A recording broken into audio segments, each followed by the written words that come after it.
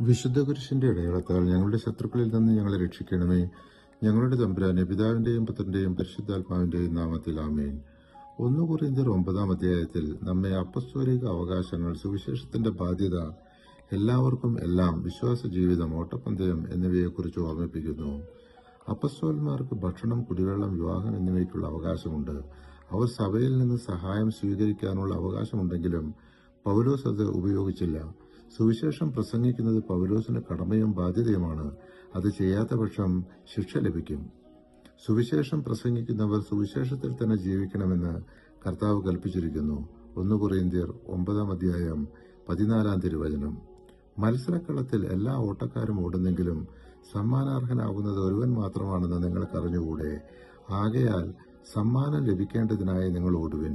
കായികാഭ്യാസികൾ ആത്മനിയന്ത്രണം പാലിക്കുന്നത് നശ്വരമായ കിരീടത്തിന് വേണ്ടിയാണ്.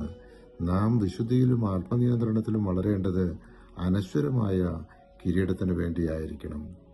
10-ാം അധ്യായത്തിൽ പൗലോസ് ഇസ്രായേലിനോടുള്ള മുന്നറിയിപ്പ്, പരീക്ഷണത്തിൽ ദൈവത്തിന്റെ വിശ്വസ്തത, വിഗ്രഹാരാധനയുടെ അപകടം, ദൈവത്തിന്റെ മഹത്വത്തിനായി ജീവിക്കുക എന്നിവയെക്കുറിച്ച് ഓർമ്മിപ്പിക്കുന്നു. എല്ലാവരും മോശയോടുകൂടെ ചെങ്കടൽ കടന്നു, ആത്മീയ ഭക്ഷണവും പാനീയവും പങ്കിട്ടു. അവർ ക്രിസ്തുവിൽ നിന്ന് കുടിച്ചു, എങ്കിലും പലരും ദൈവത്തെ പ്രസാദിപ്പിച്ചില്ല. അവർ മരുഭൂമിയിൽ നശിച്ചു. ഇതെല്ലാം മുന്നറിയിപ്പായി എഴുതപ്പെട്ടതാണ്.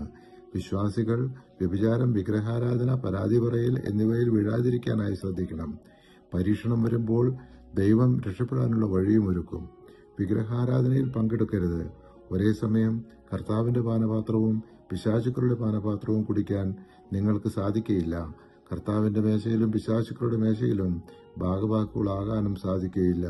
10-ാം അധ്യായം 21-ാം തിരുവചനം. എല്ലാം ചെയ്യാൻ സ്വാതന്ത്ര്യമുണ്ടെങ്കിലും എല്ലാം ഉപകാരപ്രദമല്ല.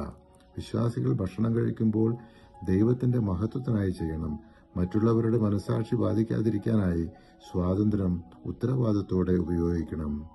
പരിശുദ്ധാത്മാവെ, തിരുവചനത്തിന്റെ അനന്തശക്തിയാൽ ആത്മാവിന്റെ ബലങ്ങളും ദാനങ്ങളും നൽകി തീക്ഷ്ണതയാൽ ഞങ്ങളെ ജ്വലിപ്പിക്കണമേ.